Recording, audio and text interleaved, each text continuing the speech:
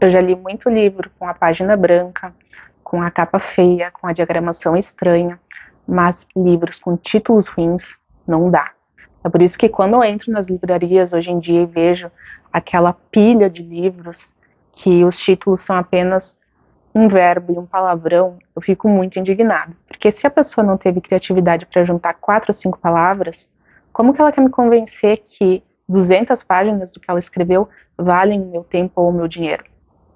Mas não é sobre esses livros com títulos péssimos de hoje em dia que eu quero falar no vídeo de hoje, justamente o contrário. Eu quero comentar aqui as obras que despertaram meu interesse por terem excelentes títulos.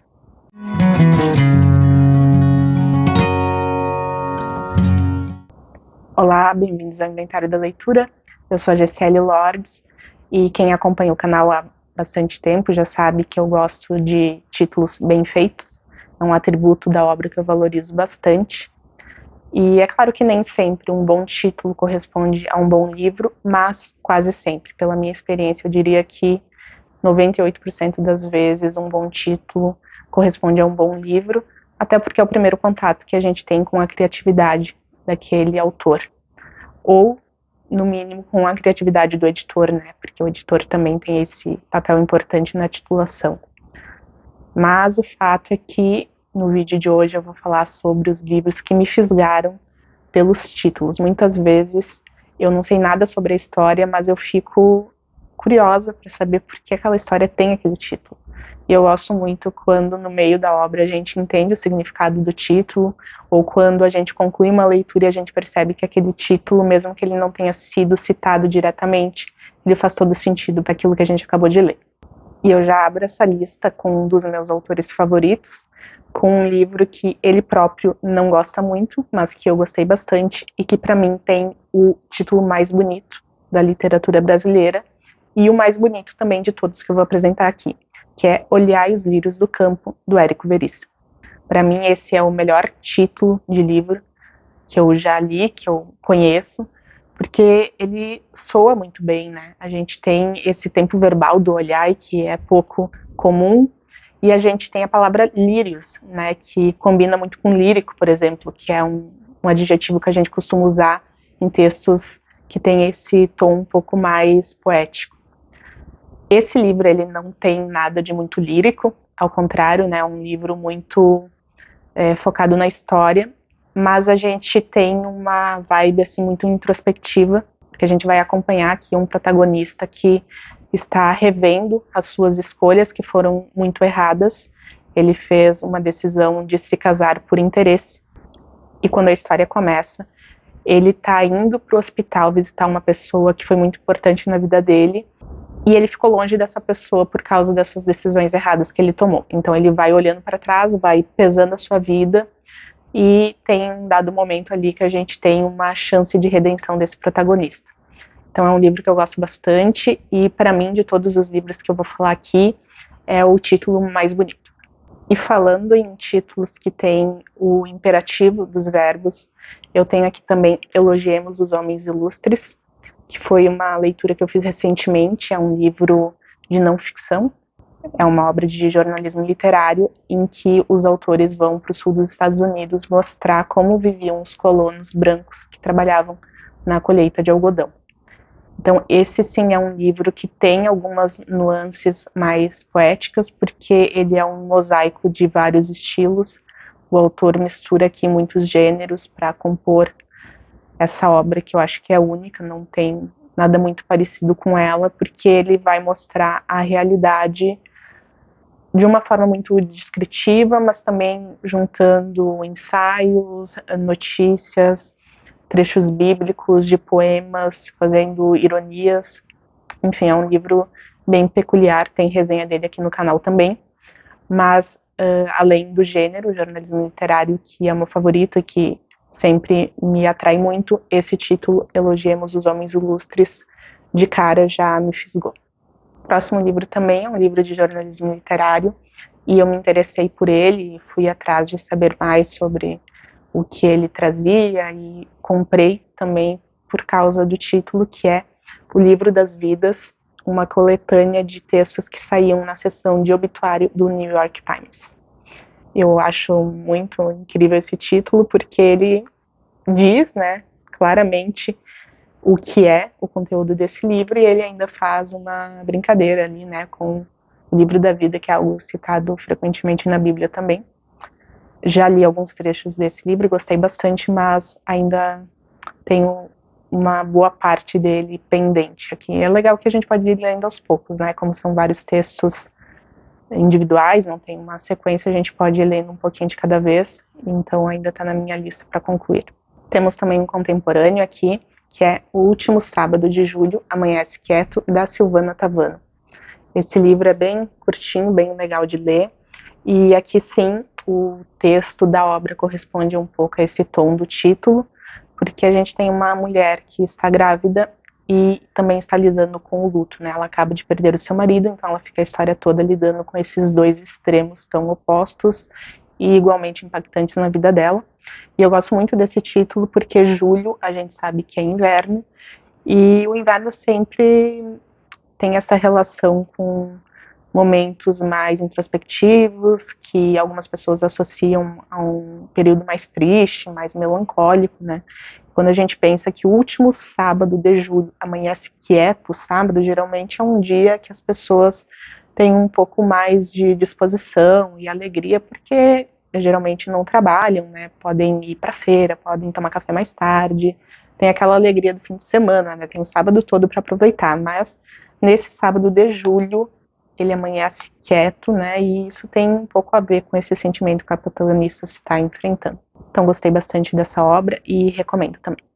Mais um livro de jornalismo, agora do David Foster Wallace, que é um autor que eu adoro. Gosto muito da irreverência com que ele escreve. E eu coloco nessa lista o Ficando Longe do Fato de já estar meio que longe de tudo. Porque se ele está dizendo que ele está longe do fato de já estar meio que longe, quer dizer que ele está perto. Mas ele poderia ter dito isso de uma forma mais simples, né, mais objetiva, mas ele escolhe fazer toda essa firula porque é o estilo do David Foster, é assim. Ele tem um pensamento que dá muitas voltas, mas ao mesmo tempo ele faz muito sentido. A gente só precisa ter um pouco de atenção quando a gente vai ler ele. E eu gosto muito desse meio que, porque, não sei vocês, mas pra mim mostra um arzinho assim, parece uma coisa meio adolescente, sabe? Meio que, né? Uma linguagem assim, uma informalidade, uma leveza com que ele encara as coisas banais do dia a dia, mas ao mesmo tempo com muito humor. Então eu gosto bastante desse livro, também é um apanhado de diversos textos dele, mas os dois primeiros, um em que ele vai visitar uma feira agrícola lá nos Estados Unidos e o outro em que ele participa de um cruzeiro de luxo, para mim são excelentes, são textos que eu acho que todos deveriam ler, principalmente quem gosta de se divertir na leitura. O próximo livro que eu li, porque tem um título muito bonito, é Eu Receberia as Piores Notícias dos Seus Lindos Lábios. Esse livro eu li faz uns 3 ou 4 anos, acredito, e eu acho muito bonito esse título e gosto muito da composição que tem com a capa, né? É uma edição muito atraente, mas o texto ficou um pouquinho aquém do que eu esperava a partir desse título. Ele não é um livro ruim, é um livro que flui muito bem, tem uma história que parece pronta para ser adaptada para a TV. Eu tive a impressão de estar lendo uma novela da Globo, assim, essa que passava na faixa das 7, 8 horas, assim. Mas ele foi um livro que, conforme o tempo vai passando, ele vai caindo mais no meu esquecimento, assim. Eu tenho a impressão de que, embora eu não tenha lido nada exatamente igual àquilo, não me trouxe nada de novo, assim. Então é um livro bom que pode ser legal, talvez, para quem está começando aí no mundo dos livros, para quem gosta bastante de novela, mas ele fica um pouquinho aquém do que o título sugere. Eu gosto muito mais do título do que eu gostei da leitura. O próximo livro também fica aí nessa parcela dos 2% que não correspondem exatamente à expectativa gerada pelo título, que é O Perfume da Folha de Chá. Eu li ele no ano passado, estava na minha meta dos 12 para 2024. Ele também tem uma pegada meio novelão, assim, da Globo. É interessante, mas a história ficou bem aquém do que eu esperava. Achei meio forçado algumas situações, algumas são um pouco previsíveis, mas teve um lado que eu gostei bastante, que foi justamente essa cultura da produção de chá, porque a história se passa em uma fazenda de chá no Sri Lanka, então tem essa questão mais sensorial, que é relativa ao chá, e eu como apreciadora de chá, inclusive não gosto muito de café, eu sou do time do chá, eu gostei dessa parte. Então não é uma leitura totalmente ruim, né? É uma leitura que pode ser feita, mas acho que ela não merece muita prioridade nas listas de futuras leituras de ninguém. O próximo também é um título que eu adoro e que antes de eu ler esse livro, o título já me fez gerar uma expectativa que eu acho que foi atendida pela leitura, embora não exatamente como eu esperava, que é Paris é uma Festa, do Hemingway. A gente sabe que a história do Hemingway ali em Paris, ela não foi o tempo todo positiva, né? Ele passa vários perrengues ali em Paris, mas é aquilo, né? Se é para sofrer, que seja em Paris. E é isso que ele passa, né? E mesmo ele passando por um monte de BO, né, tendo várias dificuldades, ele sempre enxerga o lado bonito da cidade. Ele via Paris assim com um encantamento muito grande. E eu gosto bastante da sensação que esse livro traz. Adorei estar ali na cidade mais romântica do mundo com um autor tão importante quanto o Hemingway. E é essa sensação que a gente tem, né, de estar ali em Paris com ele durante toda a jornada em que ele fica lá. Gostei bastante e é essa memória que eu quero ter de Paris, né? Eu sei que a cidade está um pouco caiu um pouco, né, no conceito da galera depois que a internet começou a mostrar o lado não tão bonito da cidade, com ratazanas e tudo mais, mas eu gosto de ter na minha mente essa Paris que o Hemingway traz nesse livro. Então gosto muito desse título porque ele resume muito bem a vibe do livro, pelo menos foi assim, né, na minha experiência. Outro livro que eu acho que o título consegue resumir muito bem, de uma forma perfeita, o sentimento que a história traz, é o Todo Dia, Mesma Noite, da Daniela Arbex. Esse é o livro que fala sobre o incêndio na Boate Kiss, aqui no Rio Grande do Sul, e eu acho que é perfeito esse título, porque é exatamente isso que as famílias, né, as pessoas que foram de alguma forma impactadas por essa tragédia, elas sentem o tempo todo, né? Todos os dias elas revivem aquela noite. E ela traz nesse livro diversas histórias de pessoas que tiveram perdas, né? Perderam filhos, perderam amigos, entes queridos, muitas vezes por algum detalhezinho, né? Por alguma circunstância que colocou essas pessoas lá na Boate Kiss naquela noite. Então é um livro bem pesado, mas eu gosto muito e eu acho que esse título é perfeito assim para descrever o sentimento que ele traz e que as pessoas entrevistadas nele também começaram a viver desde aquele dia tão triste. Bom, esses foram os livros com excelentes títulos que eu já li. Mas como todo bom leitor, eu tenho uma lista infindável de futuras leituras e muitas vezes o critério para eu colocar um livro nessa lista é um título que me interessa. Então eu separei aqui alguns livros que estão na minha lista de futuras leituras, justamente porque eles têm um título muito interessante. Eu não sei muito sobre eles, porque como eu disse, para mim se tiver o título bonito já vai para a lista e depois a gente vê, né, no decorrer da experiência se valeu ou não a leitura. Mas eu vou comentar aqui alguns rapidamente e quem sabe você já leu e pode me dizer se vale ou não a leitura, né, se ele faz parte dos 98% que tem uma história que corresponde à expectativa gerada pelo título ou se ele está ali naquela casa dos 2% que não vale muito a pena. Então eu começo falando aqui o livro que é a biografia do Robert Capa, um dos maiores fotojornalistas da história, e ele se chama Ligeiramente Fora de Foco. Eu acho incrível esse título para a história de vida de um fotógrafo. E eu acho muito legal que ligeiramente fora de foco quer dizer que a gente vai ver a vida dele, mas em algumas nuances determinadas. Né? A gente não vai ver assim com muita nitidez, como toda biografia. Então, acho perfeito esse título. Né? Sei que ele teve uma atuação importantíssima aí para a comunicação, para o fotojornalismo, então tenho uma expectativa bastante alta com essa leitura também. O próximo livro que está na minha lista é O Velho que Lia Romances de Amor. Não sei nada sobre esse livro, eu nem lembro quando e como que eu coloquei ele na minha lista, mas ele está ali, então em algum momento eu vou encontrar ele para ler. Não não vi nenhuma resenha, não vi nada muito desenvolvido sobre ele, apenas vi esse título, não lembro onde nem como, mas ele está na minha lista. Então, em algum momento eu vou ler, porque um velho que lia romances de amor. Ele é velho, será que ele parou de ler romances de amor? Porque eu lia, né, tá no passado. Ou será que a velhice dele foi pautada no que ele aprendeu nos livros de romance? Enfim, são muitas possibilidades. Quero saber quem é esse velho e que romances ele lia, né? Porque vai que eu tire aí algumas sugestões de leitura também, né? A gente nunca sabe.